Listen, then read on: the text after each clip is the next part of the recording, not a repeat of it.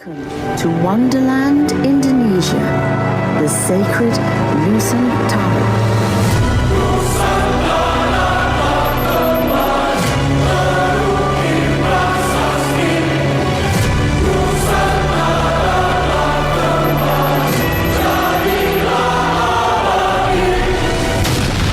Kenapa presiden nggak boleh bilang dablek? Dablek itu monyet-monyet, maling-maling itu dablek.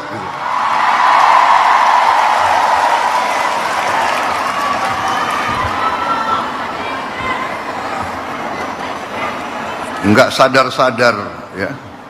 Tapi percayalah, kami tidak akan ragu-ragu membela kepentingan rakyat Indonesia. Kami tidak ragu-ragu.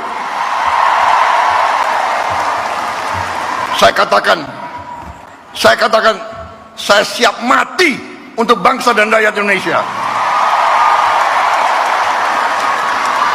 Tidak ada yang kebal hukum di Republik ini. Di bawah Presiden Republik Indonesia Prabowo Subianto, Gibran Rakabuming Gibran, dengan semua kabinet, tidak ada yang kebal hukum. Di negeri yang menjunjung tinggi hukum, ada satu kenyataan yang selalu berulang. Waktu memiliki kemampuan untuk mengaburkan ingatan. Sementara derasnya arus peristiwa baru seringkali menenggelamkan perkara-perkara lama sebelum kebenaran benar-benar ditemukan. Padahal, keadilan tidak boleh dikalahkan oleh cepatnya pergantian isu. Sebab ketika perhatian publik memudar, disitulah harapan akan terungkapnya kebenaran sering ikut memudar. Pada kesempatan kali ini, kita kembali menyoroti perkembangan penanganan perkara dugaan korupsi dana hibah kelompok masyarakat atau POKMAS di Provinsi Jawa Timur, khususnya yang berkaitan dengan Kabupaten Probolinggo. Mengapa pembahasan ini perlu terus dilanjutkan? Karena perkara yang menyangkut kepentingan publik tidak boleh hilang hanya karena lahirnya isu-isu baru. Sebesar apapun gelombang yang datang silih berganti, pencarian kebenaran tidak boleh berhenti di tengah jalan. Hukum tidak mengenal batas waktu perhatian publik, melainkan hanya mengenal kewajiban untuk menemukan fakta. Perkara ini semakin menjadi perhatian masyarakat setelah Komisi Pemberantasan Korupsi atau KPK menahan Muhammad Mahruz sebagai tersangka dalam perkara dugaan suap dana hibah POKMAS tahun anggaran 2019 hingga 2022. Berdasarkan keterangan yang disampaikan juru bicara KPK, Budi Prasetyo, sebagaimana diberitakan sejumlah media massa, Muhammad Mahruz diduga memberikan uang sebesar 1,5 miliar rupiah, emas sekitar 1 kilogram, membayarkan pelunasan 1 unit rumah di Surabaya, serta membiayai pendirian usaha SPBE kepada Anwar Sadat melalui Bagus Wahyu Diono. Pemberian tersebut diduga dilakukan untuk memperoleh alokasi dana hibah POKMAS senilai 83,4 miliar rupiah. Dalam perkara ini, KPK juga menyebut bahwa Muhammad Mahruz diduga berperan sebagai pengelola dana hibah POKMAS untuk wilayah Kabupaten Probolinggo, sekaligus diduga menjadi pihak pemberi suap kepada Anwar Sadat dalam proses pengurusan dana hibah tersebut. Namun sesungguhnya, setiap perkara korupsi selalu menyisakan satu pertanyaan yang lebih besar daripada sekedar siapa yang ditetapkan sebagai tersangka. Korupsi bukan hanya tentang seseorang yang memberi atau menerima sesuatu.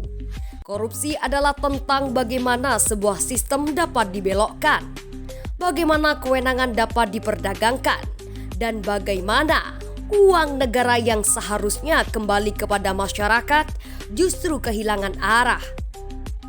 Karena itu, penyidikan tidak semestinya berhenti hanya pada pihak-pihak yang diduga mengatur penyaluran hibah.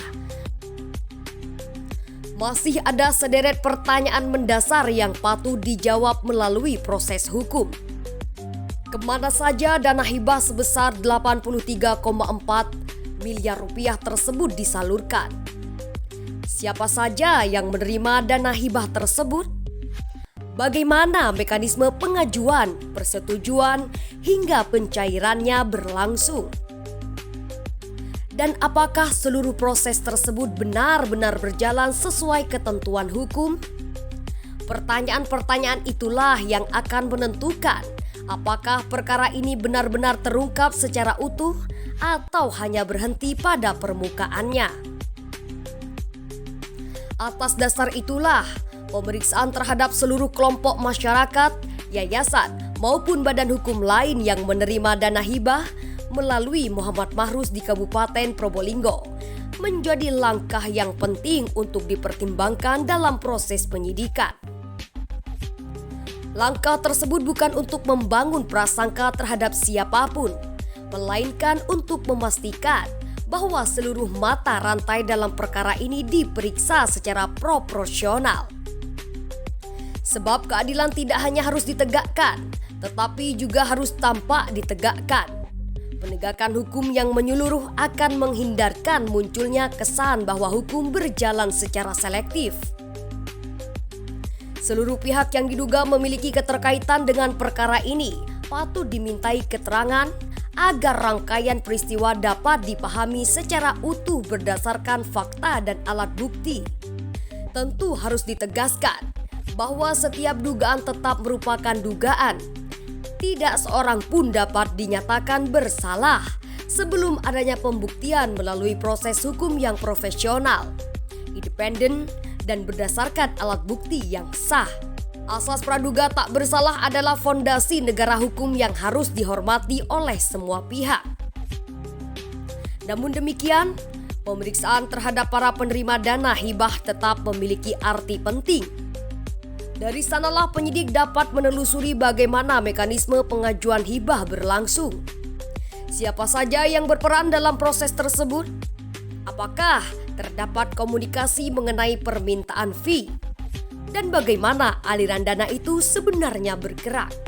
Apabila dalam proses penyidikan nantinya ditemukan fakta bahwa terdapat pengurus Pokmas atau pengelola lembaga yang mengetahui adanya permintaan fee, mengetahui bahwa dana tersebut akan diberikan kepada penyelenggara negara pada saat itu, kemudian tetap menyerahkan uang agar usulan hibah disetujui atau dicairkan, maka secara hukum hal tersebut dapat menjadi bagian dari fakta yang dinilai penyidik sesuai ketentuan peraturan perundang-undangan. Namun sekali lagi, itu bukanlah sebuah kesimpulan. Semua kemungkinan hukum tersebut hanya dapat dibuktikan melalui proses penyidikan dan pembuktian yang menjadi kewenangan KPK berdasarkan alat bukti yang sah. Justru melalui penyidikan yang komprehensif, kepastian hukum dapat diberikan kepada semua pihak.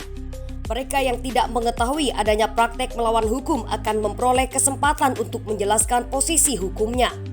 Sebaliknya, apabila ditemukan bukti adanya keterlibatan pihak lain, maka penegakan hukum harus dilakukan secara adil tanpa pandang bulu. Pada akhirnya, masyarakat tidak hanya berharap melihat bertambahnya jumlah tersangka, yang jauh lebih penting adalah melihat terungkapnya seluruh rangkaian peristiwa, ditelusurinya setiap aliran dana, diidentifikasinya setiap pihak yang terbukti terlibat menurut hukum, serta dipastikannya bahwa setiap rupiah uang negara yang diduga disalahgunakan dapat dipertanggungjawabkan. Sebab hakikat pemberantasan korupsi bukan semata-mata menjatuhkan hukuman.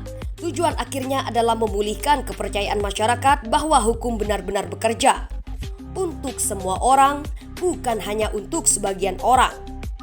Bahwa keadilan tidak memilih wajah, jabatan, maupun kedudukan. Dan bahwa kekuasaan sebesar apapun tetap berada di bawah hukum.